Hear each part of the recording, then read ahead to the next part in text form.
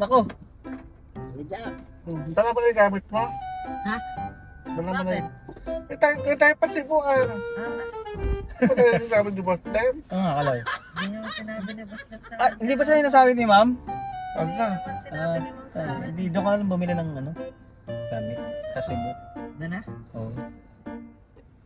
Bumili ka na ng damit mo doon. Hindi doon na lang bumili sa Cebu. Cebu.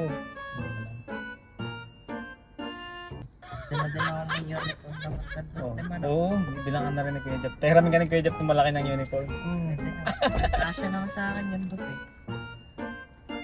So send your answers to our text line 0917-111-1075 or post your answers on my Facebook page at Teaching English 107.5. For the meantime, we're sure so let's get you back to the music with God Gave Me You.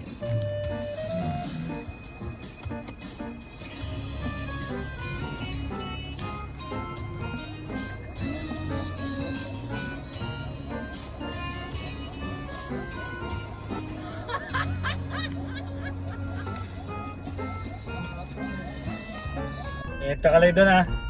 Huwag kang pasaway kay Kuya Jap ha. Pasaway ka kay Kuya Jap.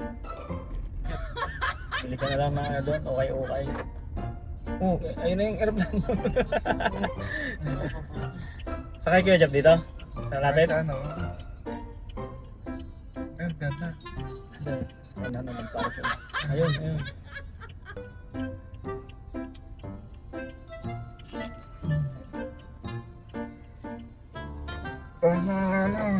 Oh, Kaloy, ingat ka. Gamit mo Kuya Jap. Kapit-pit mo lang kay Kaloy para hindi ka mahirapan. Kaloy. Ingat Kaloy. Sanay ba yan? Oo nga, babi para kang binibiro eh. Ay, Pa-flight na kayo eh. Ay, yan. Dito na, tara. Yan, akin yan. Ingat ka, babay ka muna sa vlog ko. Ingat ka sa Cebu ah. Dito na ako sa ano, sa harap. Ingat. Bye! Ingat ka!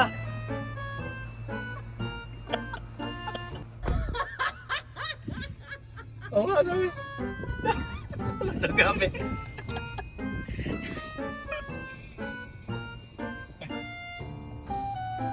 Sa ticket ko, Boss Lem. Kuya Jap.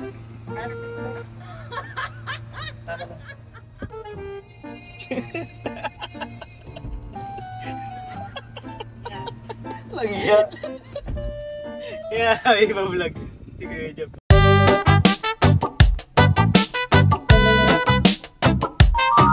A Day with Seth.